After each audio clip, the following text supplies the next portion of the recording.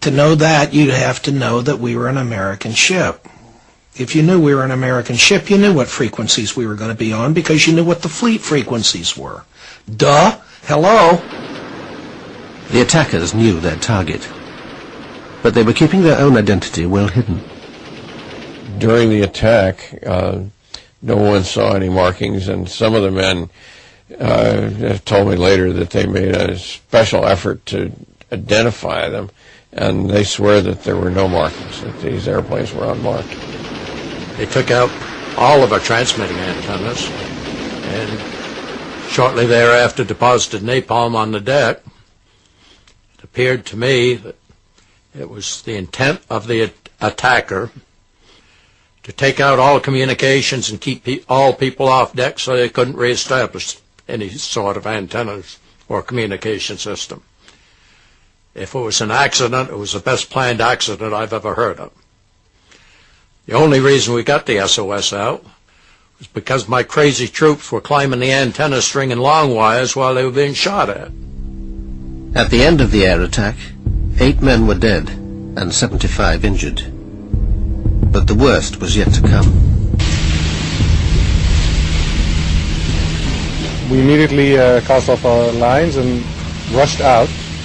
I at least didn't know why. The sea was very calm and a bright day. I think it was around midday, or maybe a little before that, but around midday.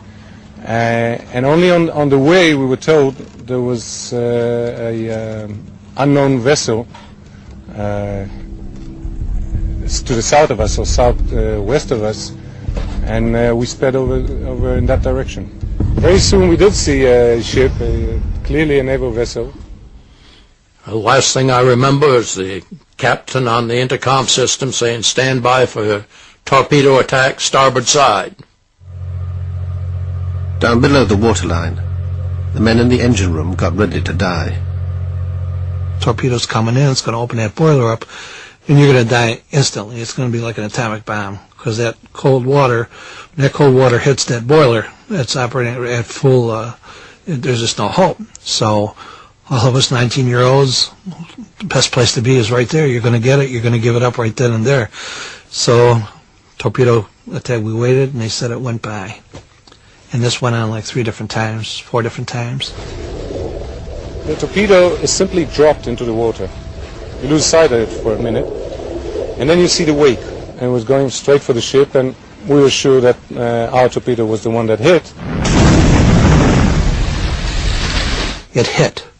And it lifted the ship right out of the water and put it down, and we started to list 10 degrees. But it was a slow list, and it was going. And I said, my God, we're going to flip over. I was one of the fortunate ones. A temporary bulkhead wrapped itself around me, and the heat of the torpedo exploded all of the paint onto my skin. So I was black, but it was all superficial. Lost both eardrums, got my eyes burnt a little, but I survived. Almost all of the troops within 20 feet of me were killed instantly. We just went back to work and prayed that this thing was not going to flip over or was going to go down, and it didn't.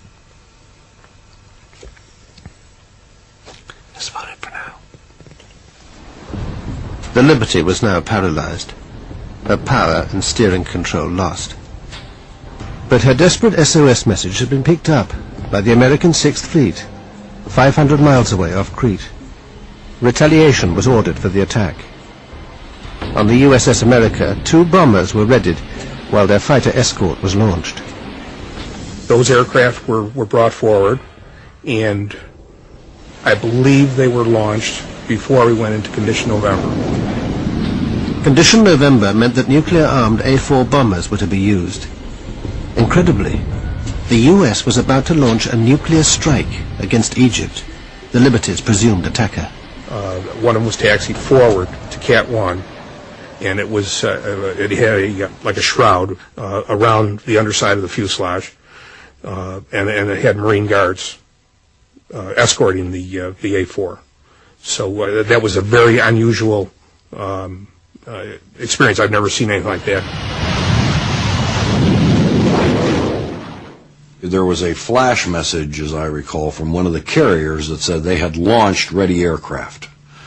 The launching of ready aircraft, you understand, that is typically nuclear-armed aircraft. Cairo was about to be incinerated. The U.S. Embassy was told that an attack was coming. Richard Parker was the political consul. There was this message that the Navy was preparing to retaliate against Egypt for the attack on the Liberty. They thought that it was the Egyptians who attacked it. They were preparing to attack Egypt in response.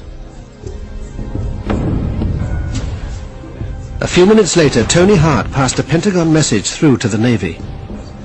Recall the aircraft. My first thought was, as well, we don't want to do mushroom clouds. The recall probably is to rearm the aircraft. About 10 minutes later, the USS America and Washington were connected by voice link. The Defense Secretary himself came on the line. McNamara directed COM-6 Fleet to recall the aircraft, and COM-6 Fleet said, "Are you sure?" And he said, "Absolutely certain. Recall the aircraft." The attack on the Liberty had triggered an extraordinary response. Nuclear-armed planes had been on their way to Cairo. A nuclear strike had been minutes away and had only just been averted. But it seems McNamara was also unwilling to send aircraft directly to help the Liberty. The fleet commander asked for permission to send a rescue flight of conventionally armed aircraft. The Admiral was talking to McNamara and asking for permission to relaunch the ready aircraft, relaunch any aircraft. And McNamara said no, that no aircraft were to be launched. McNamara is the boss, you know. He doesn't have to explain why he says what he says.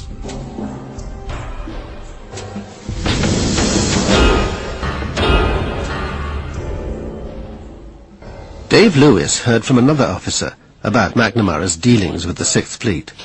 I'm Admiral Larry Geis, the commander of Task Force 60. He was very upset. He told me he knew it was going to be hushed up, and I wasn't to say anything about it, but he had to get it off his chest.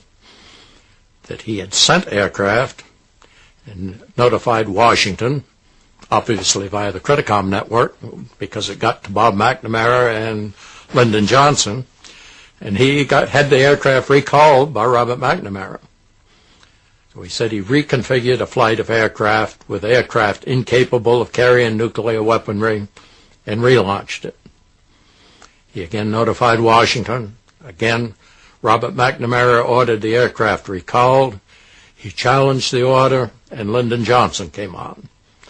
Said he didn't give a damn if the ship sunk. He would not embarrass his allies. Robert McNamara has never fully discussed his role in the Liberty controversy. You recalled planes sent to rescue the Liberty. I'm absolutely certain that's false. You didn't send a signal to the 6th Fleet? Absolutely not. I don't know what the hell happened, and I haven't taken time to find out. But there are all of these claims that we sent planes, the planes were going out and then we turned them around, and that we intentionally allowed the Israelis to sink the Liberty. I know nothing about it. While the 6th Fleet was launching and recalling its aircraft, the Liberty was still under attack by the Israeli torpedo boats. You could see these machine gun bullets going through and ricocheting off all the metal that was down there. And actually, some were going into the boiler. They're trying to explode the boiler, and they knew what they were doing. We basically were dead in the water. The word came down, prepare to abandon ship. That meant prepare only, go up and get ready, get near the life rafts. Well, I went up first, popped the hatch, looked out for the life rafts. They were either gone or burning. And at the same moment, I looked to the stern of the ship, and I saw one of the torpedo boats methodically machine gunning one of our life rafts that had floated back. We cut the life rafts loose because they were burning or had been damaged.